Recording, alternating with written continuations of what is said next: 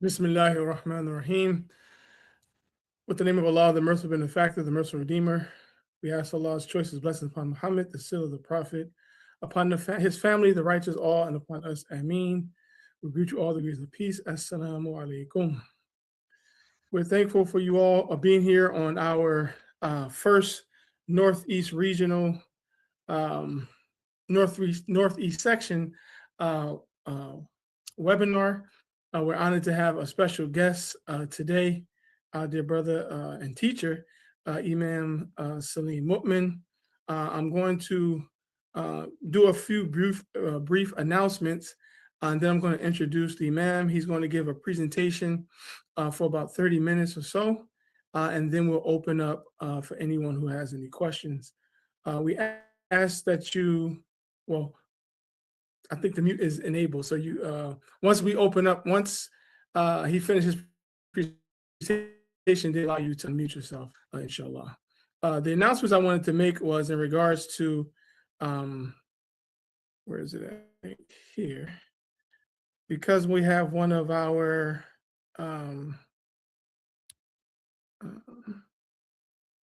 leaders and teacher, also educator, we did want to share with those who are listening now and who will listen in the future an opportunity for you to join the Muslim American Logic. It's a free online Quranic Studies Institute. Here's the link here. I'm going to also put in the chat, and we'll also share this on our social media. There's also some publications that are available for you as well. Here's some two new publications. The Quran on the Quran, or the Quran on Quran, Self-Description and Core Concepts. And this is by the students of the Muslim American Logic Institute. And then we have an Invitation to the Way of Allah, Quranic Terms and Conceptual Foundations of Da'wah. This is also by the students of Muslim American Logic. And so, again, we'll share this information. And then here's our Imam Salim MuMin. Here's his book. His latest book is Transcending Thought, Reflection, and Commentary on the Quran. This is the first installment, chapter 65 to 70. So again, this link will be available in the chat as well as on the social sites that we share this information. So now we just want to give a brief intro to Imam Salim MuMin. He is the founder and the director of the Muslim American Logic. He is dedicated to the study and the preservation of Muslim American Quranic logic and teachings of Al-Islam in America.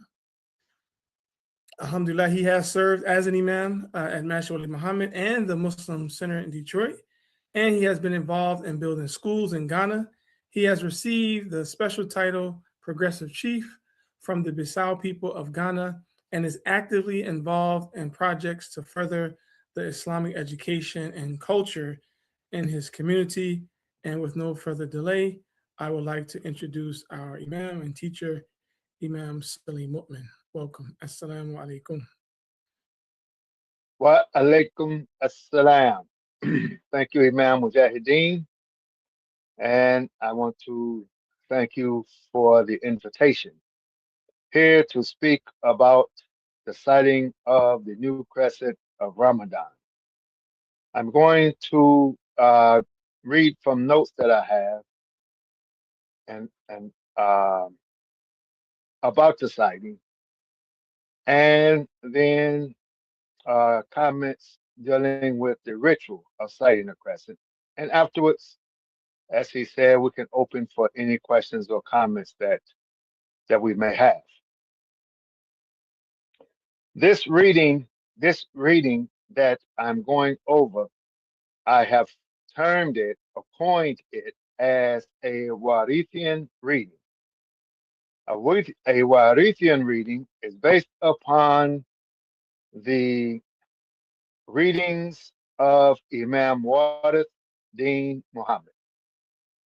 So from his name, I have termed this a Warithian reading, a Warithian commentary on this subject.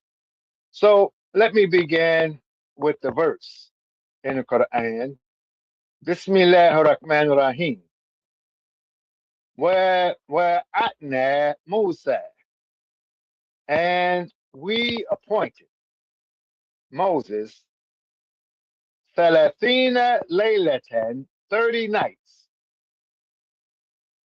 Wa atmamnaha bi ashrin, and we completed it with 10.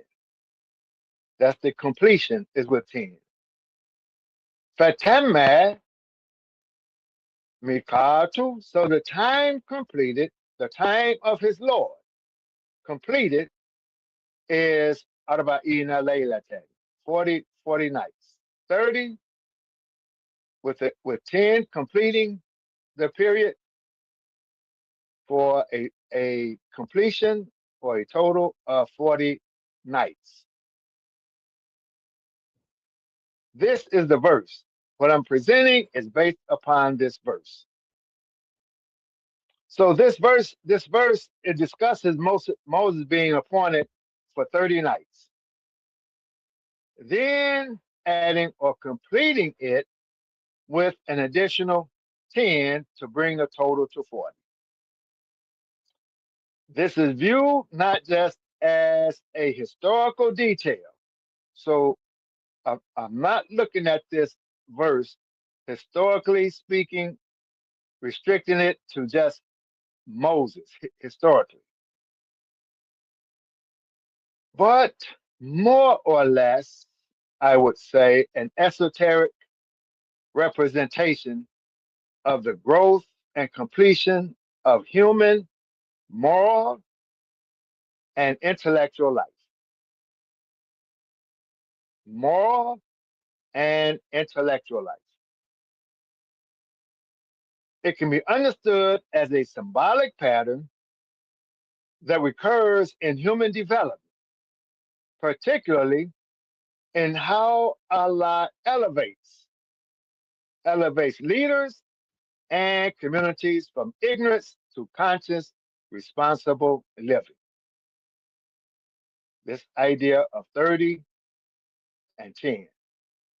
So now,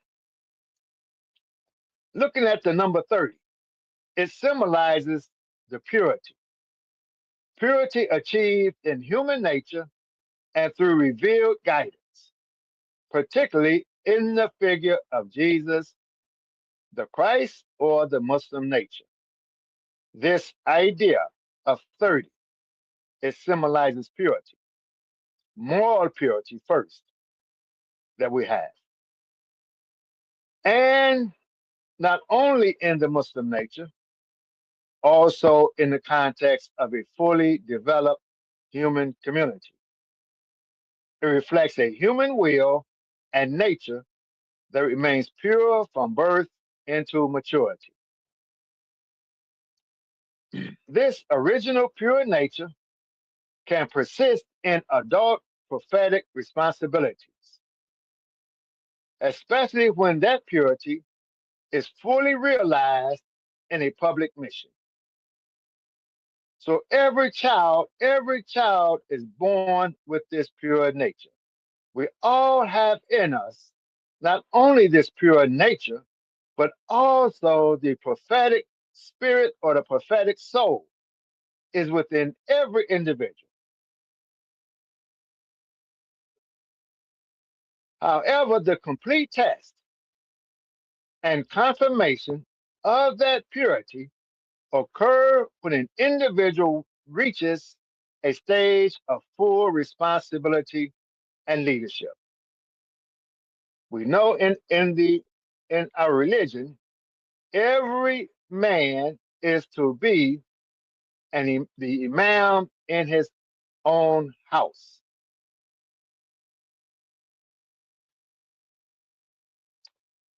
He's to be the leader in his own house. The Christ or Muslim nature is no longer merely potential. It has been proven, disciplined, and manifested through struggle. Purity that has endured testing and become what the community as a whole is destined to achieve: a mature, ethically stable purity. That's uh, that's the 30. The number 10 symbolizes the intellect that embodies full and balanced responsibility.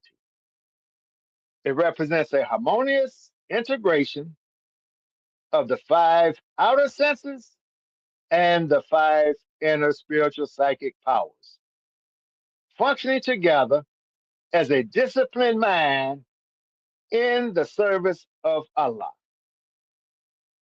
The soul is the foundation of the intellect, and true enlightenment occurs when the intellectual drive emerges from the soul rather than merely from the mind. It comes up from the soul. This process reflects the pure nature within us, where 10 signifies an intellect that is fully illuminated from within, rather than being solely informed by external data. We have the mountain of Moses and the mountain of Arafat. Let me digress for one moment, just to say this, and then remember this as we go as we go further.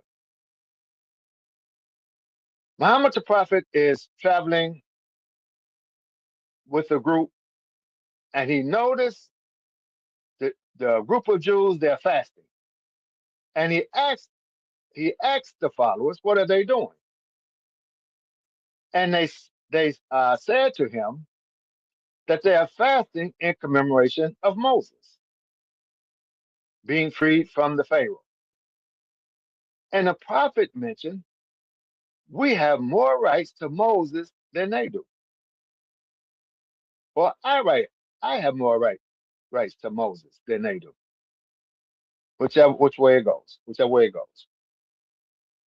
Now we have the mountain of Moses and the mountain of Arafat. Remember, we're not speaking so much historically, which symbolize the journey of intellect as it ascends from the base of common thinking to the pinnacle of clear binding logic. This journey then returns to apply that logic within the community.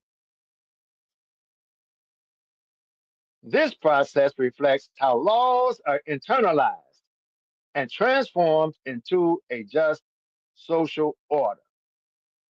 In this framework, 10 represents the complete cycle of human growth, from raw sensation to enlightened intellect and trustworthy leadership, ensuring that every aspect of human experience aligns with Allah's plan. That brings us to the number 40. The 40 signifies a stage of complete ripening, a point at which a person, mission, or community has undergone thorough testing and is now prepared to fulfill its destined responsibilities with clarity and stability. This concept is reflected in various contexts, such as the 40 years spent in the wilderness, or the 40 days of fasting and pilgrimage, the 30 plus the 10. It symbolizes a complete cycle of trial during which weaknesses are not only exposed, but also purified and disciplined rather than simply punished. When revelation occurs at the age of 40, like Prophet Muhammad, praise and peace be upon him, receiving his revelation, it is bestowed upon a nature that has already been fully tested. A community that has endured its 40 years of slavery, symbolically speaking, or as we use the number 400 years of slavery. Nationalism, confusion, and reform can emerge with a more universal and balanced understanding of the Quran and reality. I hope we listen to that carefully. A community that has endured its 40 years of slavery, nationalism, confusion, and reform, 40 years and reform, can emerge with a more universal and balanced understanding of the Quran and reality. Much like an individual who reaches the age of 40 with a well-developed intellect. We extract this concept of 30 plus 10 for a completion of 40 from this verse and express it in ritual form by citing the first crescent moon and counting 30 nights. We're taking this verse and the logic, the Warithian logic that we get from this verse and put it in the ritual, a ritual form, so that we will remember. By counting 30 nights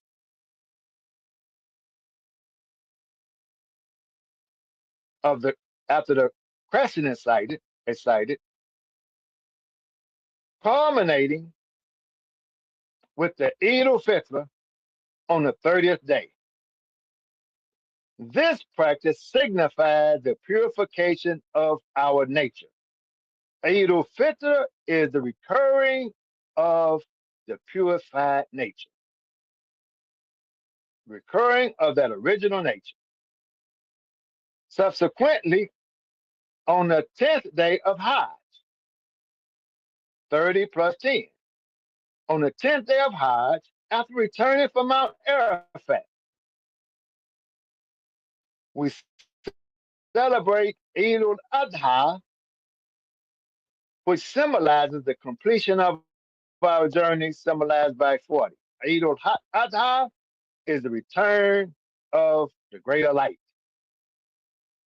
The intellect comes on, as we're saying in this presentation. 30 plus 10, we have the 40.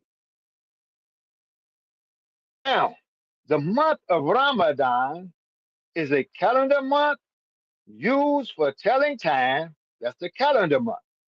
Even though we do not use, maybe even have an Islamic calendar where we are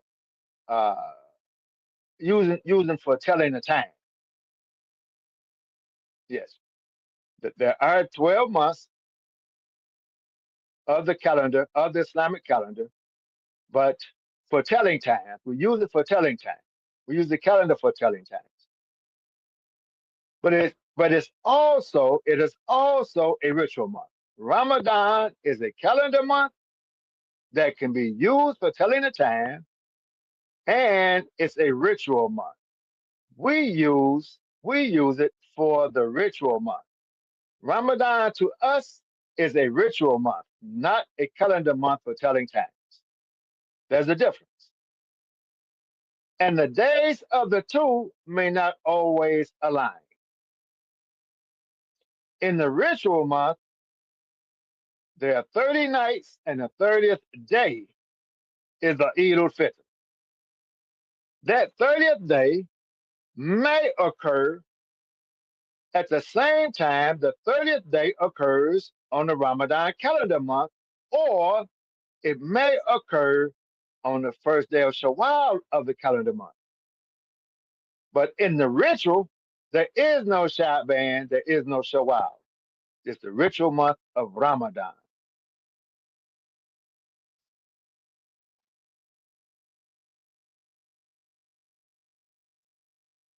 So I stop there, and we can open up for any comments or questions. Thank you, Brother Imam. Alhamdulillah. So I'm going to allow each of you all opportunity to unmute your mic. If you have any questions or comments, the floor is open. You should be able to unmute your mic, inshallah. Just give us the greetings and let us know who's speaking.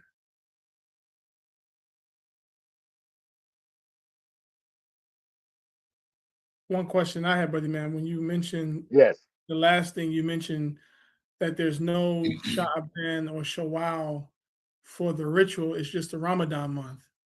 And so Yes. just to reiterate, you're saying that though it may come, that last day may come in Sha'ban, it's still the completion of Ramadan. Not Shaban. I mean Shawwal, excuse me. Yes, it's in the ritual, it's the 30th day of Ramadan. On the calendar, it may be the first of Shawwal. And so inciting so if the moon in the completion of the Ramadan ritual, are we looking for the moon, or we just completing the month? On the end, we're just completing the month. Yes, sir. Okay. The moon, when you hear people saying the month is 29 or 30, they're talking about the calendar month. The calendar month is 29 or 30. The ritual month is 30. So if you have 29 days on a calendar month, and then you have the first of Shawwal, after that calendar month, you may have 30 days. It's the 30th day. That first day of Shawwal is the 30th day of Ramadan. So the Eid is not the first day of Shawwal necessarily. It's the 30th day of Ramadan. Ritually speaking, it's a ritual. They ask about the crescent.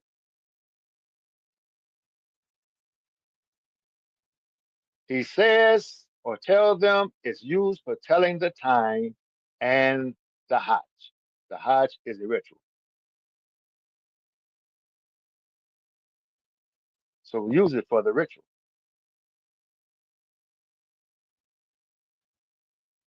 Yes, sir.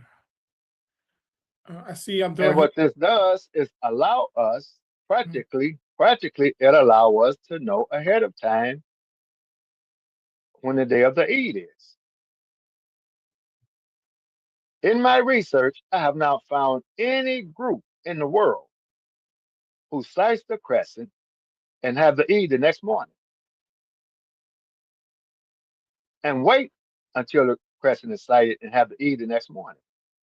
Everybody knows, they know, and they have a system where they know ahead of time.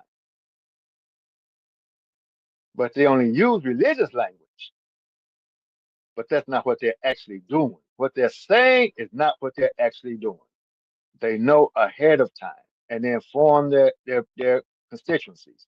They inform their republics ahead of time when they're having the Eid. They all know ahead of time. It's not practical for them to wait the last minute to determine if there's an Eid or not. They don't even have the communication to make sure the people would know. And the logistics, the whole thing, they're not like that. In our imagination, that's what we think, because we read it in books. We read something someone wrote. That's what we think that people are doing. No, they know ahead of time.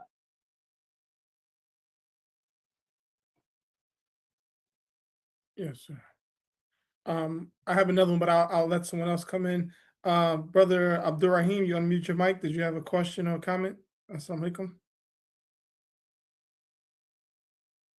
Alaikum salam. Alaikum assalam. I mean, questions or comments. Okay, from what you're saying, I was trying to understand you, and you were making the difference between the Islamic calendar and the Ramadan month being the 9th month. And then the idea of the ritual calendar. And in principle, we just see it in light of a principal calendar because we don't actually live by the Islamic calendar. But the question about the sighting of the moon that ends the month of Ramadan, I really didn't quite understand you because it seemed like you're saying it's automatically predicted for 30 days and it's not so important about reciting another moon sighting again for the next month to come forward. Is that what you said? Yes. Well, they don't do like that in Philadelphia. Yes, and I just said that people, they talk like they do it, but they don't. That's not what they do. In Philadelphia, there's no way you could wait. It's not practical for you to wait for a crescent to be sighted, then inform everyone the Eid is the next morning. You could say it, but that's not what you do.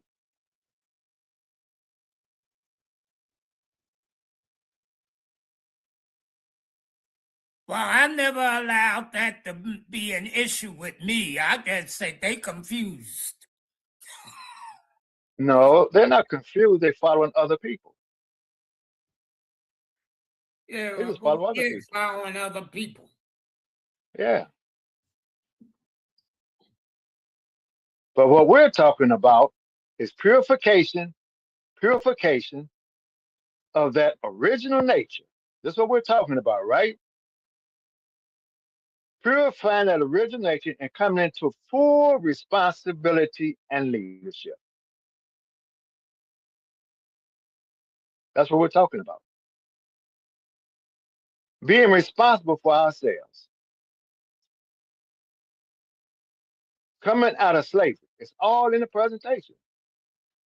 Coming out of slavery, right? After 400 years, if you want to put it, or symbolically the 40. Coming out of slavery, right? Yeah, Nationalism, you're confusion, right. and reform. The reformer has come to us. Can emerge with a more universal, balanced understanding of the Quran and reality. I'm talking reality. In reality, you are not sighting the crescent and having to eat the next morning. You're waiting to see what somebody else says according to their method of having the Eid, which is not sighting the crescent. But we use that language of sighting the crescent.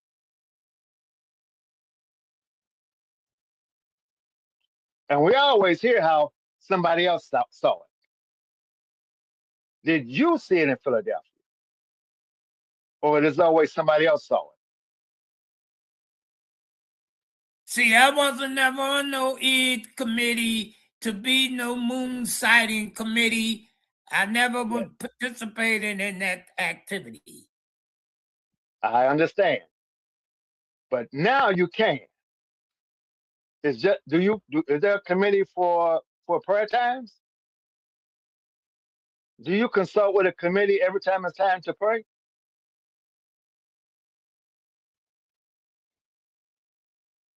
No. No, we ain't gotta do that. I mean, I don't want this to be no personal conversation. No. It's not. No, it's not personal. No, it's not personal. Dean put me in it. Yes.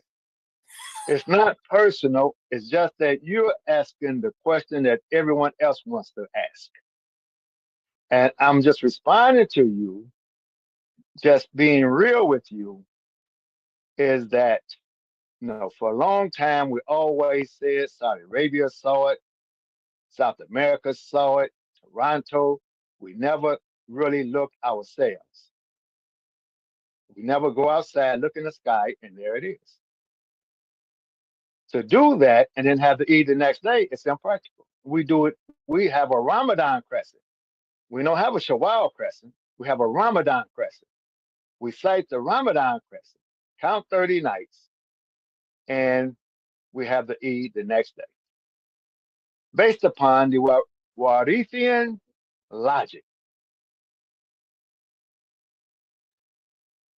Now we're not practicing what I would call religious deception.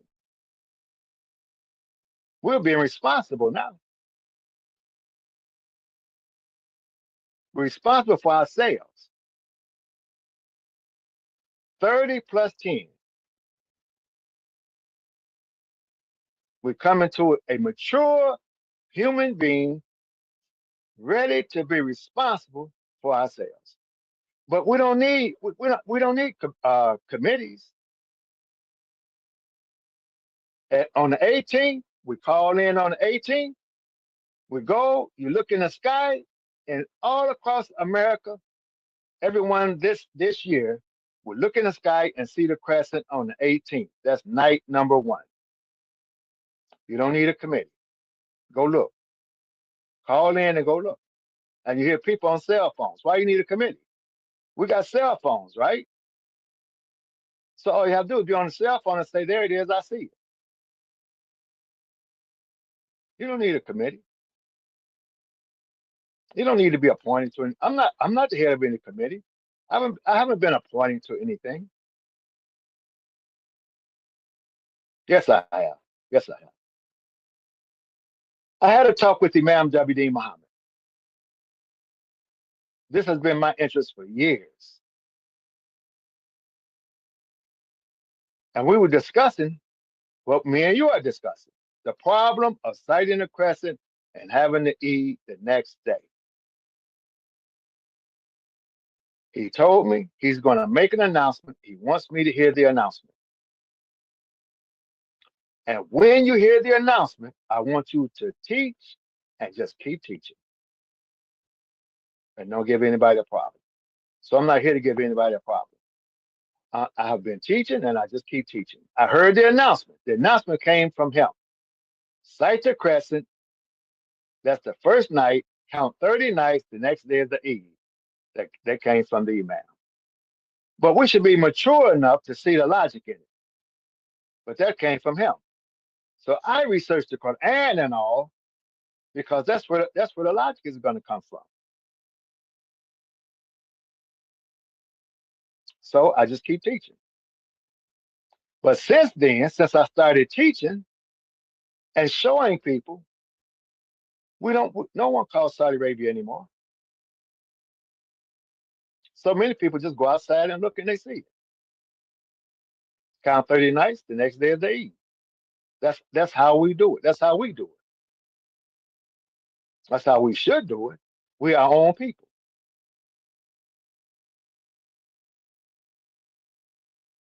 But I'm just saying, as someone else. Just when Ramadan starts, ask somebody when is the Eid. They'll tell you. So how do you know? Well, that's just when the Eid is. They have a way of determining for themselves ahead of time.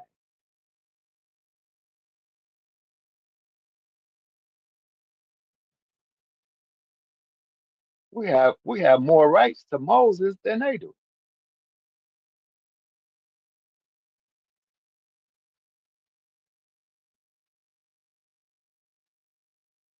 Okay. MujahidDeen. Yes, alhamdulillah. So I just put in the chat the link for anyone who wants to join us on the 18th. You can copy and paste that. So this is the Q&A part of the session. I did allow everyone to unmute their mics. I also saw Nuruddin open his mic and Brother Alfonso. If you all still have a question, you're welcome to ask your question or comments at this time. And anyone else as well. Assalamu alaikum. Walaikum salam. I just wanted to say this. I'm from Philadelphia, and I don't think the brother could speak for everybody from Philadelphia about what we do, because it's as the Imam was just saying, being from Philadelphia, I cite the crescent and count 30 nights. So it's not, he can't speak for all Philadelphians as he is saying. So I just wanted to make that point clear. Assalamu alaikum. Walaikum salam. Alhamdulillah. Anyone else? Any questions or comments in relation to what was presented, or any other questions in regards to Ramadan, the moon sighting? So the question I was going to ask, Brother Imam, I see some people and yourself also share the radar. You guys use like an online platform. Can you speak about that in regards of where it's a possibility to sight the Ramadan beginning moon? Yes. Okay, let me just ask this question. It's not what the individual does. What does the people in Philadelphia do? If you're all part of the community, what do they do? What do they do that all the common people know what they do, and they could do it, anyone could do it too? What do they do? What's the method? Not just Philadelphia, any city. Any city in America, what do they do?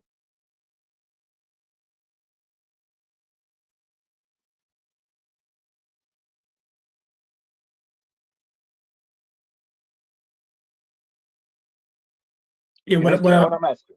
Yeah, yes. For the most part, What do they people. do? Yeah, for the most part, people are either going out, like there are committees that do go out to the highest point in the city or outside the city, and they seek the moon for the Ramadan. And then, like you said, other people may look to other groups of people or other countries to see. And what do they do? What do they do in New Jersey? What do they do in Newark? What do they do? Not theoretically what they do. What do they do? What's the method of what they actually do? You're saying they go out in a high point first, which is when you say that to a high point, they never, those people haven't sighted a crescent, because you don't have to. You can go to your backyard and see a crescent. The moon is up in the sky. It's not on the horizon. Most of the time, it's not on the horizon. Only the earliest sighting is on the horizon. But if you go this year, you don't have to go and climb on no mountain and go and do all of that stuff. You just go in your backyard and look in the sky. That's what I'm saying. That's how simple it is. But what do they actually do? Do everybody wait until someone says it's going to be a crescent the next day or not? Or do you already know ahead of time and you talk like we're going to wait, but you already know what you're going to do? Because how can all the people in New Jersey, how did you get the information to everyone in New Jersey, all those people showing up for the Eid who don't come to the masjid, don't communicate you got some type of grapevine line that you can do it overnight and all those people show up and be prepared? The confusion, there's no confusion. You fear saying what you really do because you fear the religious people who's going to say that's not Islamic. So you can't come out and say what you really do because you're going to fear of being judged. Not just you. This is throughout our community and other communities. We thinking that's what they do. They don't do that. When they have their Eid, they already know ahead of time. We think they do that. That's not what they do. Not for the Eid. I've done my homework.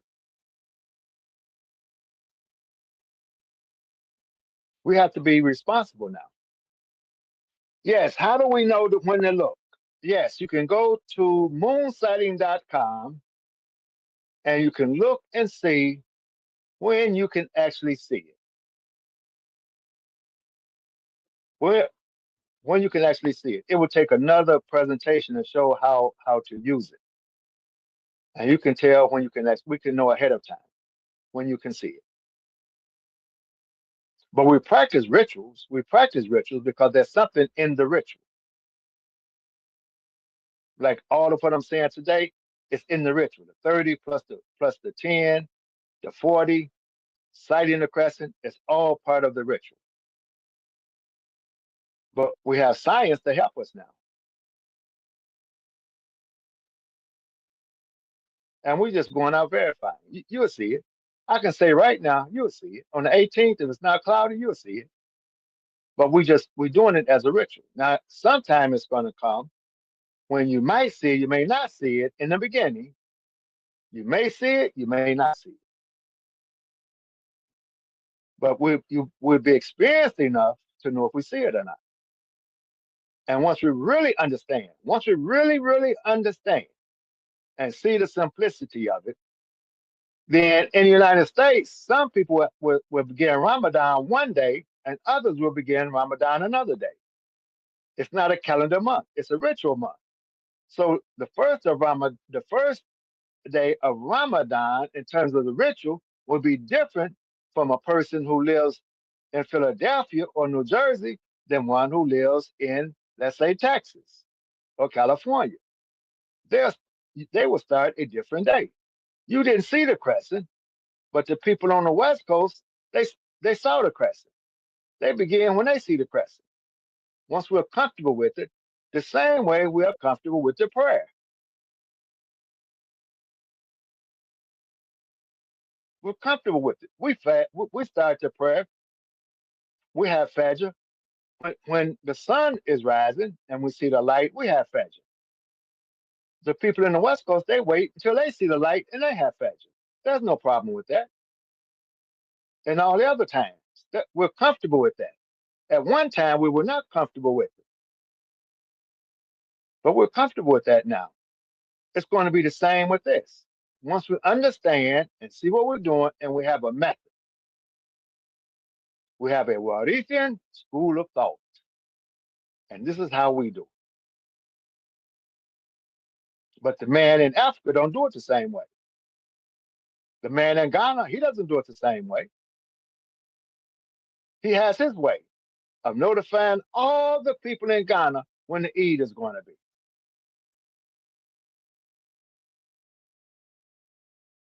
Ahead of time.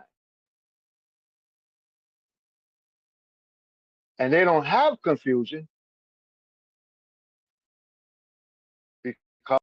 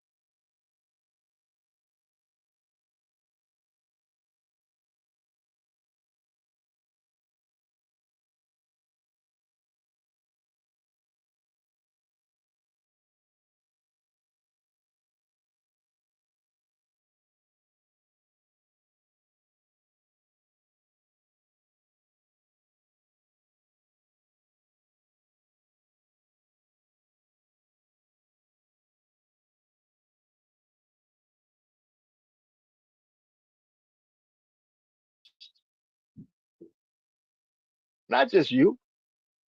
This is throughout our community and other communities. We thinking that's what they do. They don't do that. When they have their Eid, they already know ahead of time. We think they do that. That's not what they do. Not for the Eid. I've done my homework. We have to be responsible now.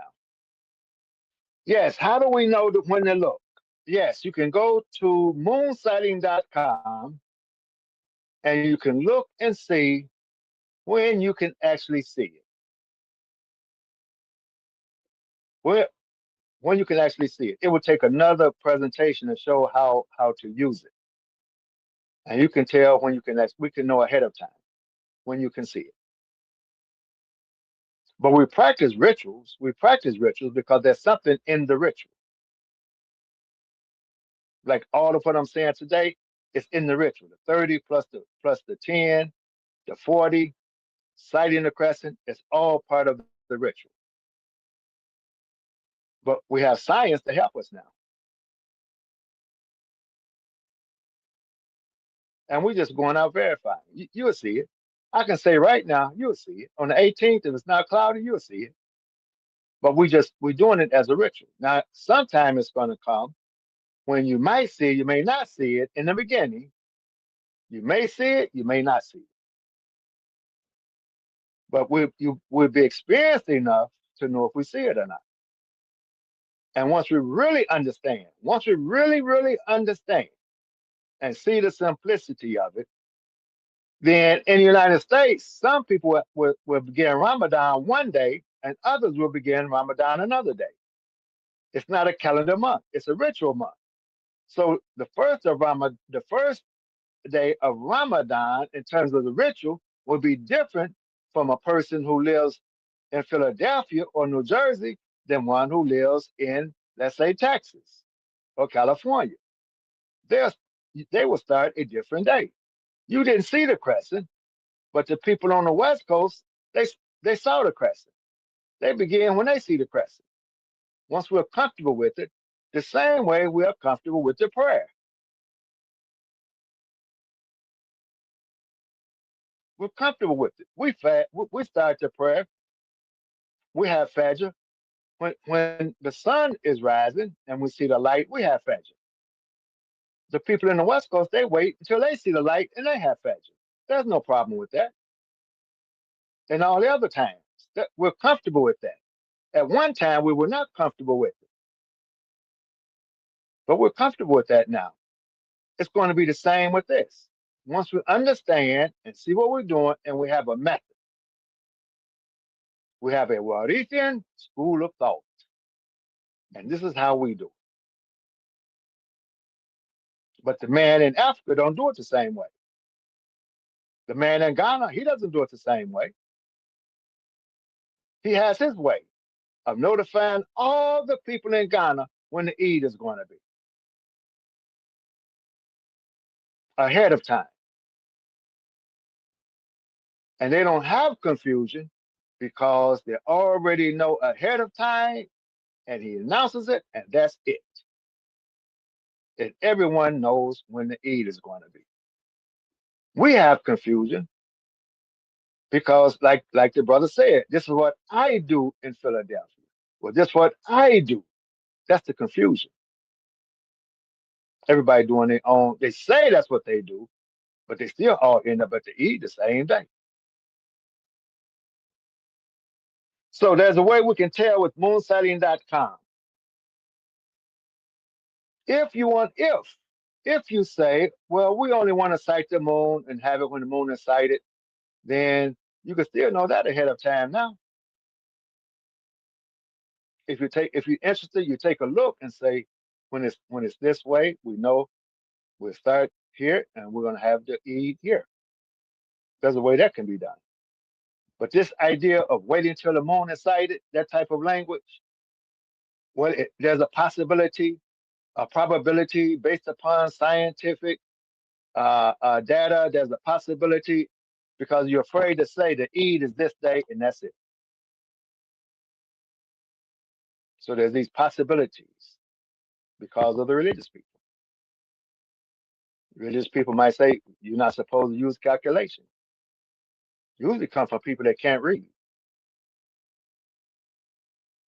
The prophet didn't say you're not to calculate. He didn't say that to them. They can't count anyway. Why would he say you're not to calculate? They don't know how to count anyway. They can't read, they can't count.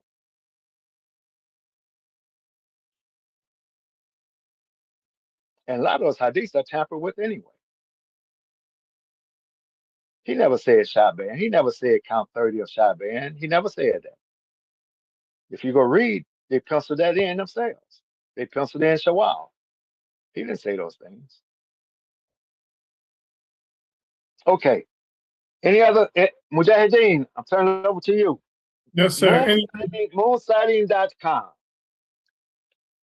Yes, I put that in the chat as well. I put the link for the 18th. What time is the session on the 18th? It starts at 5:45. 5:45 Eastern Standard Time. Eastern Standard Time. Yes, we'll be able to continue to join Imam Salim MuMin in regards to the moon sighting and the method that he just expressed today. I'm also going to put the chat to the YouTube for those who may have missed the first part of the presentation. So that link is also in the chat. We're still open for questions. We have another about 10 minutes. So if anybody else have any questions or comments, oh, you can't unmute. Let me just unmute you all again. Sorry about that. Try it again, Brother Nuruddin. Assalamu alaikum. Imam Salim. Wa alaikum assalam. Can you explain the difference between the Ramadan ritual and the Ramadan calendar? What is the difference between the two? Yes. Okay. The calendar. The reason I'm saying a calendar, the calendar you use for telling times, right? Like we use the calendar. Today is the 7th, February the 7th. Tomorrow is going to be the 8th. We know when the 1st of March is going to be. We all agree to this calendar. And we use this calendar for telling times. And we use it for commercial usage.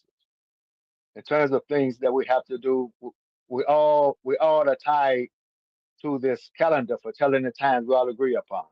That's the idea of a calendar, right? A commercial calendar for telling the time.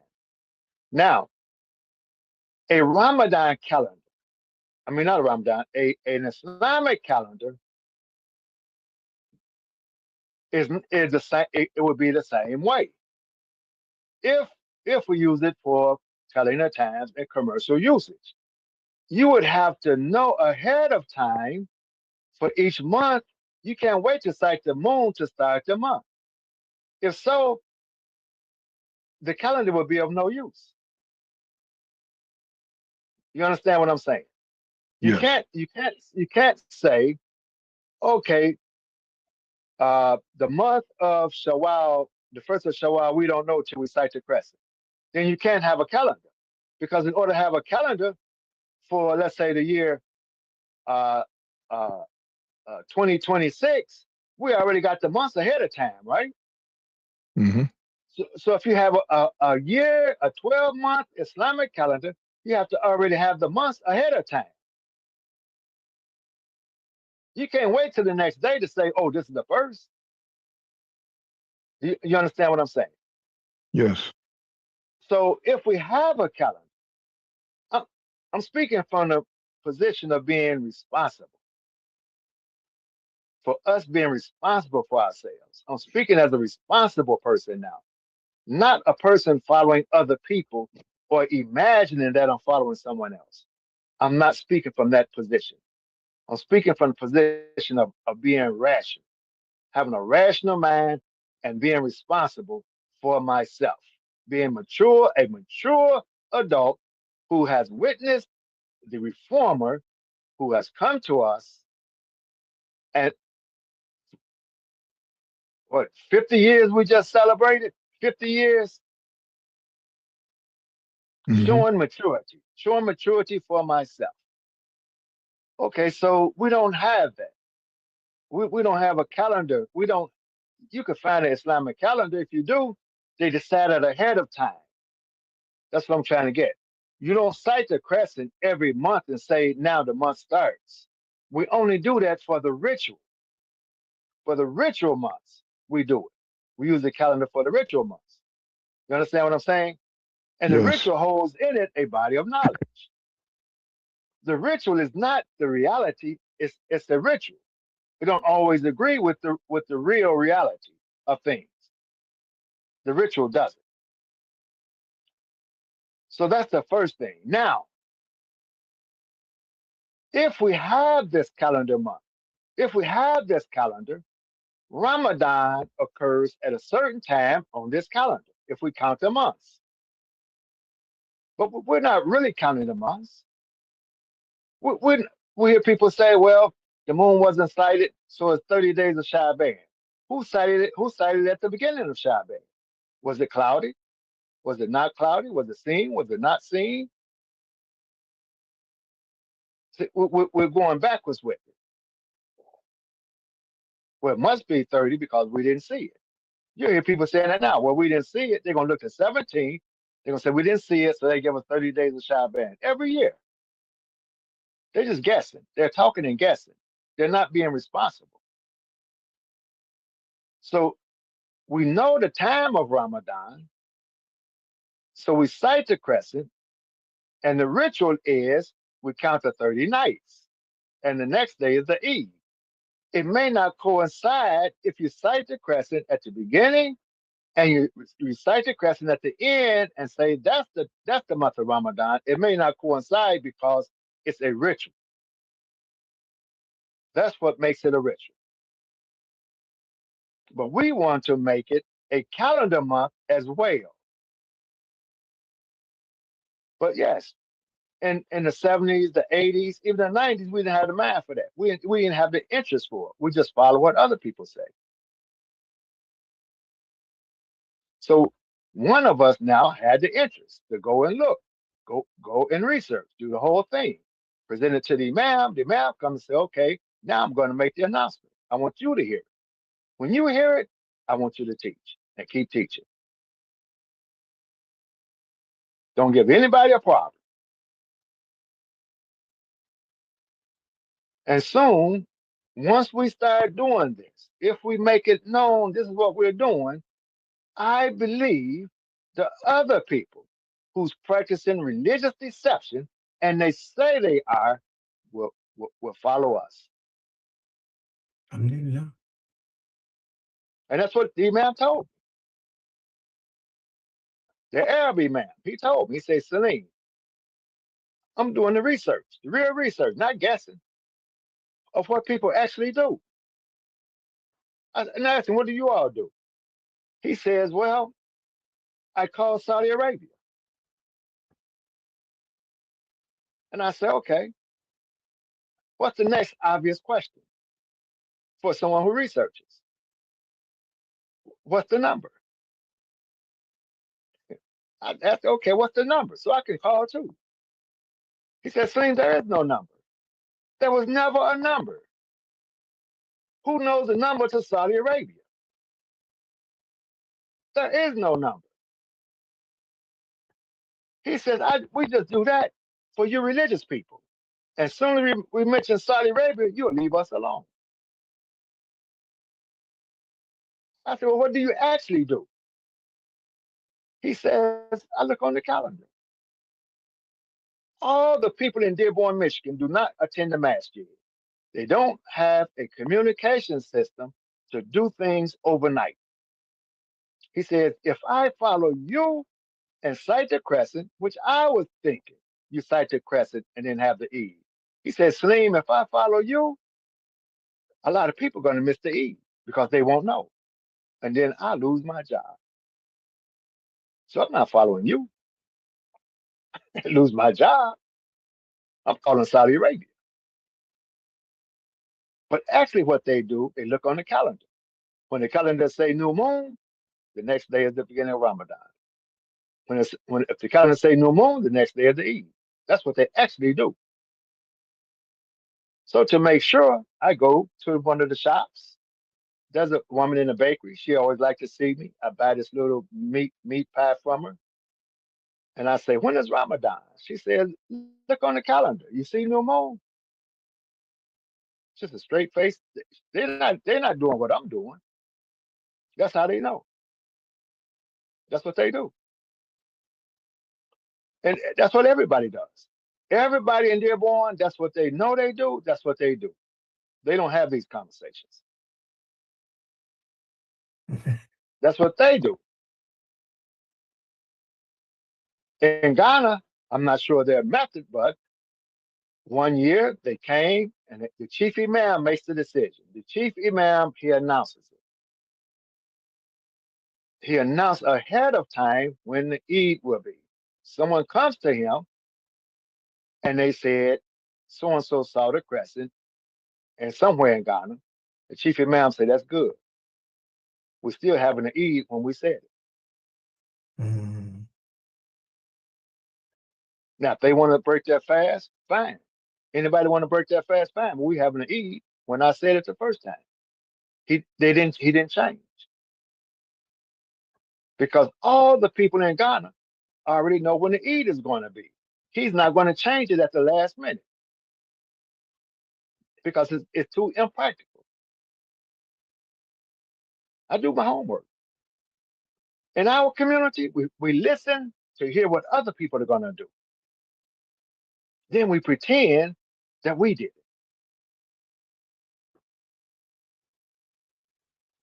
And they know we're like this. So then they have these councils, Dr. So-and-so, Dr. PhD, this, PhD, that. And in their communities, in their community, we still record it, right? In their community, they don't communicate with the astronomer during Ramadan. For a long time, maybe they do now. But when I talk to him, the brother from moonsighting.com, him and other astronomers, who that's their thing, moon sighting is their thing when I was researching. They don't talk to him. Maybe it's changed since then.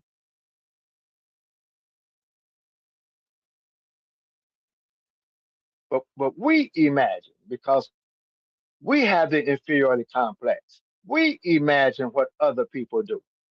I called Saudi Arabia too. I called the embassy. I called them.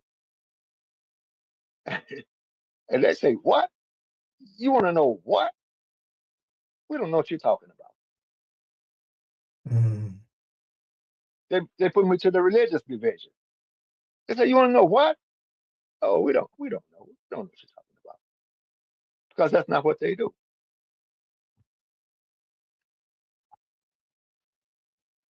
They look on the calendar too. They haven't switched over to science. They haven't caught up with science. But the imam told me now I'm giving them a problem. So don't go out giving anybody a problem. He told me don't give anybody a problem. All you do is just teach. When you hear it, I want you to teach it. But I'm getting old, so I have to tell you all this now because I'm getting old. And if I pass away, you're gonna say Salim made it all up. So I'm not making it. When I'm saying about the 30 nights, I didn't make it up. And there are other people heard it too. They heard it too. They know I'm not making it up. But now I understand it. Not only do I hear it, I understand it. Because I continue to research, study and research. And now I understand. I understand we got more rights to Moses than they do. So I don't make a big deal out of fasting the first of Muharram. All those emails making a big deal out of it. I just tell them, hey, we got more rights to Moses than they do.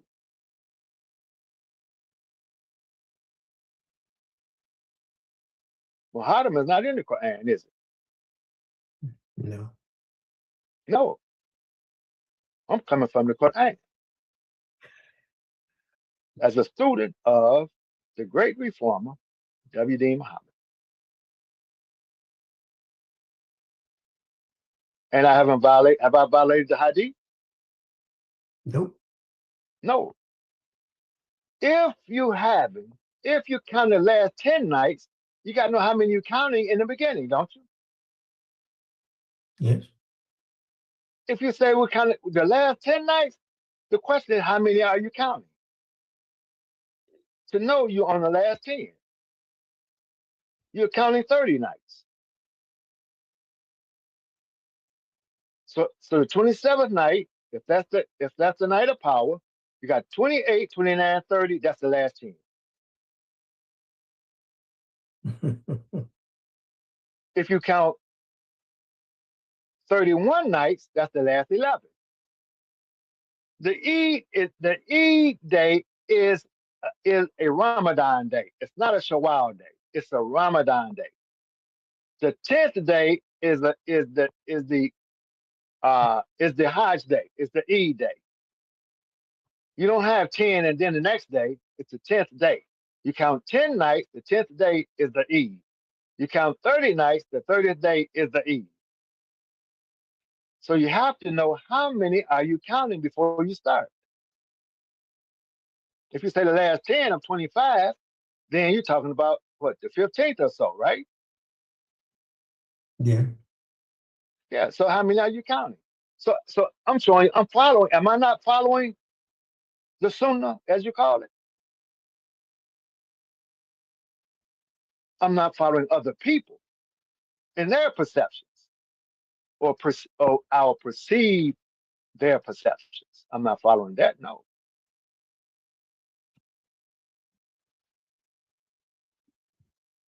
What happens if it's cloudy? Count 30. Not 30 Shaban. Count 30 of Ramadan. It's a ritual. But now we have a communication. If it's cloudy, someone else will see it.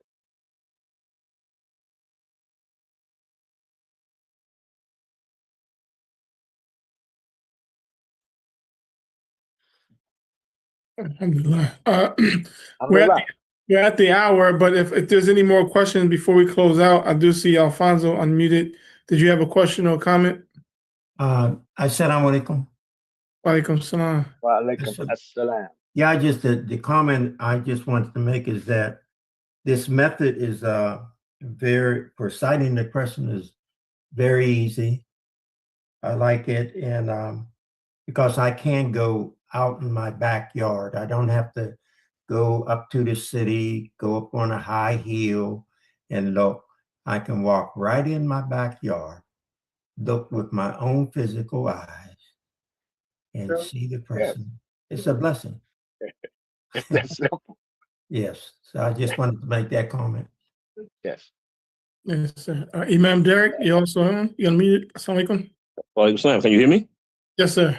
Alhamdulillah. I'm just getting home, man. When I just leave, I just left you. I'm just getting home. So I caught the last 35. I caught 35 minutes. I missed it. So I'm going to look for you to post. Imam Salim. If I could reach out to you or MujahidDeen who can explain this in real detail, I like to know the science of it. I think we should take it to another level. It's very interesting what you did, what I just heard you say, and I like to know the details. So I can know it. Like I know my own self. And that's good, yes. So we can stop the arguments and the division, amongst this community, and other communities. I think that this little stuff that we do, it divides, And I heard a brother from Philly saying, "You can't tell me what to do." Well, we're doing Philly. I didn't get that part, but we get tired of this stuff. So I like to talk and hear the real science of what you're saying from the beginning. I don't want to read it. I like to actually hear you explain it to you. If you got time, I'll pay you for your time to get that knowledge from you. But alhamdulillah, I'm looking. So we're gonna do this again on the 18th, you saying? On the 18th, he has information. Or you can get MujahidDeen can give you my phone number. Okay, inshallah, I'll be happy to do that. If you're interested. Got you. Okay, yeah, MujahidDeen do that. I'll call you like this week, and we can talk. Inshallah. Okay, inshallah. And then we go step by step, so I get a clear understanding, of what you're doing. I appreciate what you're doing, And we teach the whole community, like you say, you're not gonna be around forever. We need to take this thing to another level. So alhamdulillah, that's what I'm about. Okay, so anyone else?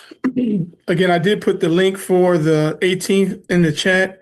I'll repost it because I know sometimes when people come in late, they can't see it. I'll also repost the link for the YouTube. We have a hand. Brother Ahmed, Assalamu alaikum. Are you able to unmute? Alaikum. So I was just going to say that, you know, during the time of the Prophet Muhammad, and peace and blessings be upon him, that as Islam started to grow, think about if it was practical for everybody to use one reference to start and conclude Islam like we try to do. And it wasn't then, because you couldn't pass a message miles and miles to other communities of Muslims or groups of Muslims at that time. Think about, if you think back to then, how that wouldn't work then, and that's still not the way today. You cite the crescent wherever you're located at, and that's the first day, or the first night rather, of Ramadan.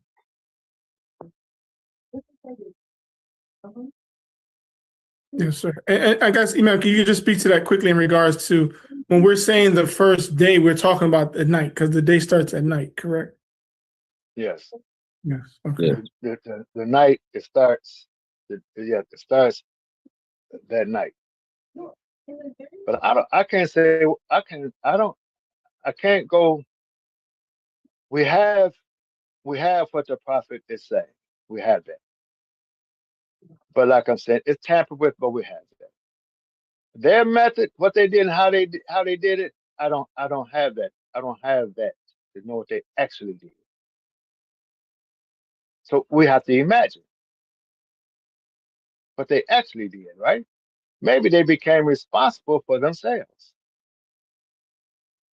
The groups and the people became responsible for themselves. The prophet taught them and they became responsible, right? That's how we get these schools of thoughts. Then someone goes to another area, another place and time, they'll say, that's not practical. That's not practical for us to do exactly what the prophet did. That's not practical. So I don't know. A lot of things, when I begin to reflect on what people say the prophet did this and they're copying him, some things are just not practical. He dressed, I would imagine, and it just came to me. I went to Ghana and I put on some clothes in Ghana. I put on their clothes. They gave me their clothes. Went up, made outfits for me. Looked beautiful. But I was sweating, man. I was sweating in those clothes more than I was in my own American clothes. So I said to them, you know, maybe these are not your clothes. Mm-hmm. Wow. Your clothes supposed to make me feel cool. Because it's hot. In Ghana, you don't ask what's the weather. The weather is hot or hotter. No, not like in Michigan. Oh man, it was 70 today. It was 30 yesterday. They don't talk like that. It's just hot. It's hot, Celine. You get some rain, it's cool. Still hot to me, but it's cool. I'm just saying. So what really hit me is that the prophet and them, they must have dressed to keep cool because it's hot. They found a way to keep cool, right? In Michigan, we have seasons. We have these extreme seasons. It's cold. It's cold now. It's cold. COLDDD, cold. So I can't dress like he exactly dressed, right? He didn't have to dress for this weather. So what we have to do is, what's the character? What's the principle? Now I have to apply that principle of dress. Not trying to dress exactly like him. So we have to think for ourselves. And it's time for us to start being responsible and educate our public. There's no secret order. In religion, that's what we do. We create these secret bodies, this leadership we create to take control of the people. And we sell the people magic and miracles and things in religion. That's how we'll control them. We'll use it that's how we'll stay controlled as leaders. But in reality, they're really not interested. They're not interested in being real Islamic leaders and being responsible. We keep having excuses.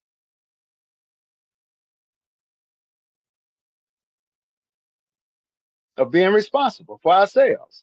We're not slaves anymore.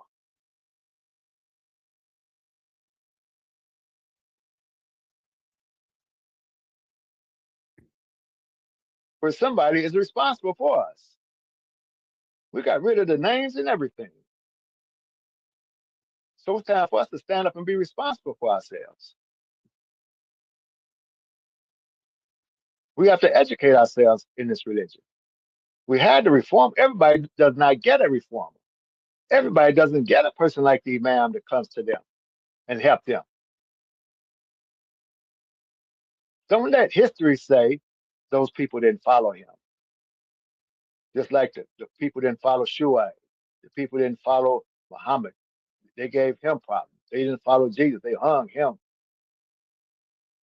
They didn't follow Moses. They gave Moses a hard time. They gave WD Muhammad a hard time too. When we look at history, they didn't follow him. A good man, teach, but they didn't follow him. Don't let history tell our story like that. When they go and find what he left and what he was teaching, and they take it and use it and look at us and say, look at them. They didn't follow him.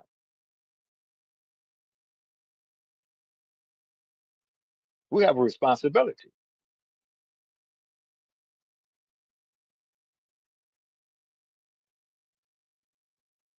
Worse than the people of Harriet Tubman's time. She said, I freed so many people, but if the others knew they were slaves, I'd free them too. Don't let the people say they're worse than Harriet Tubman. He came to give them their own mind, their own thinking. If they knew, they didn't have their own mind. So he only freed a couple of them. The rest of them didn't accept it.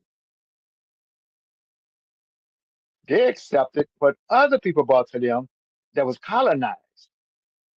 And the colonizers influenced them in not reading the Quran and thinking. And we're following them. But we the one got the WD Muhammad, not them.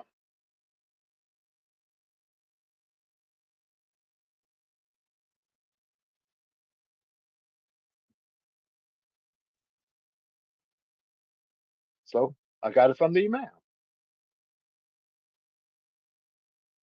He told me to teach it, so I'm teaching it. And I have to teach it because I have to indicate I can be trusted with the message no matter what anybody else is saying. I am still trusted with the message and to teach it. I can be trusted. Others can't be trusted because they may succumb to social pressures that they imagine will come on them. No pressures have come on me. Nobody gives me a hard time. I don't give anybody a hard time. I've not got a phone call from anybody. Only phone call I got for about 5 years. One immigrant brother would call and say, Imam Salim, when does Ramadan start? And I don't want to hear no philosophy. Just tell me today. He doesn't want to think about it. Just tell me today. I know you doing this. Tell me today. I tell him today. He say, okay, good.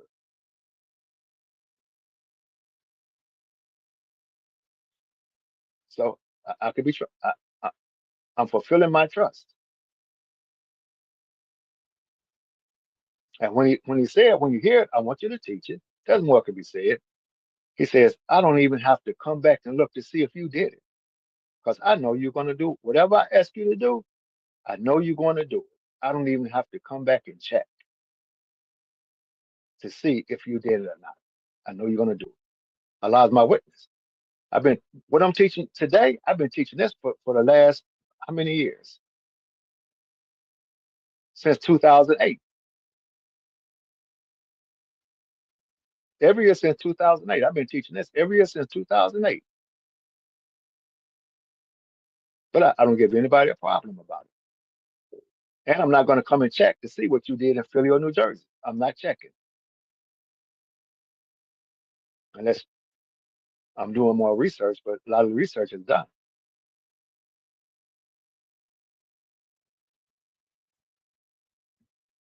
But I'm getting old, so I have to say these things, right?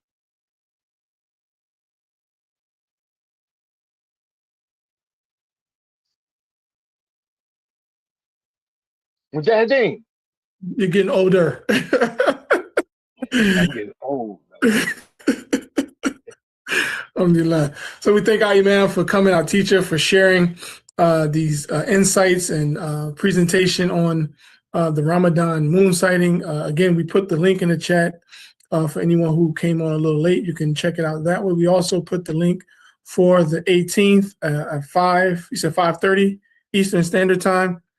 We'll be about 5:45, about 5:30, 5:45, yes. Yeah, and we'll send out an email. For those of you who would like to join the Northeast section email, I did put that link in as well. The bit.ly link is the link for you if you're not signed up to our email. That's how we were communicating. We also have a Facebook page where we also will be communicating from there. And so this is our first of a series of community webinars that we're going to present. And we're thankful for our Imam for coming on and presenting at this time. Any last comments, Imam, before you leave? I'll have Imam Derek, inshallah, close us out. No, I have no further comments other than I thank you for having me on to express what I'm doing and to teach what I'm doing and maybe reach a broader audience in what I'm doing. I appreciate it and I thank you. Yes, sir. Our pleasure. Imam Derek, if you will, give us the honor in closing us out, inshallah. Oh, you got me unmute. Try it now. Okay, can you hear me now? Yes, sir. Imam Salim, thank you so much. I hate that I missed the beginning, but inshallah we'll talk. Okay, soon, inshallah. So we'll close with Rabbana la tazuk qulubana ba'da idh hadaytana wa hab lana min ladunka rahmatan innaka anta wahhab.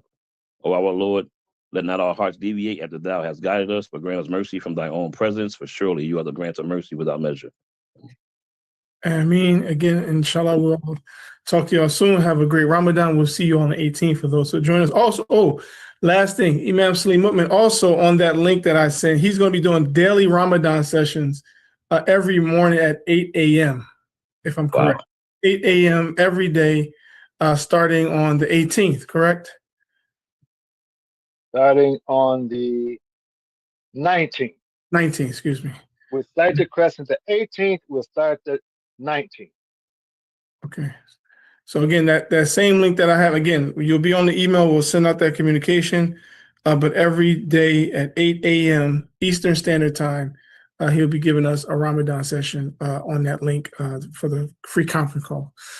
So again, thank you all for joining us. Until next time, assalamu alaikum. Alaikum.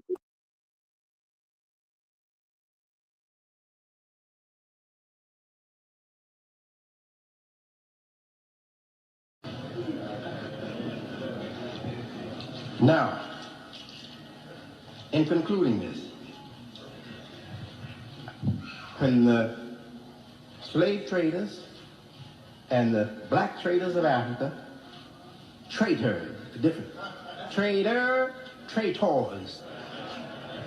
when the slave traders and the traitors of Africa called themselves Muslims, were fighting each other and carrying on and weakening their people over there so that the white traders come in there and get us, take us on slave ships and bring us here.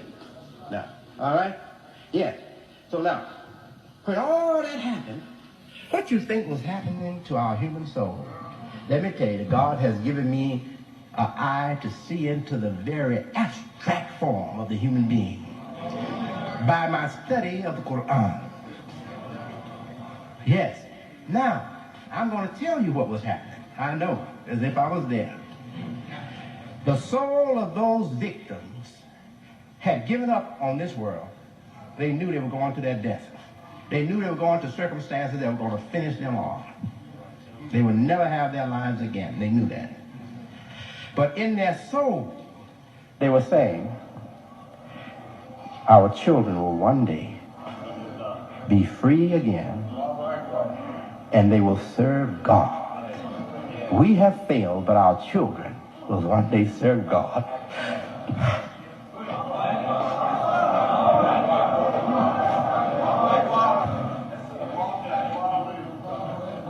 And now their prayer that they prayed in the deep recesses of their soul has come true. And not only of the descendants of the black people of Africa, from Islam, coming to Islam, taking up the divine cause, but those who never were Muslims, their children from Christianity, their children from Judaism, their children from paganism, are embracing Islam in America. And we are going to build New Africa. New Africa, right here in the United States. Allahu Akbar. And the soul of those suffering victims, they're rejoicing because of us here today.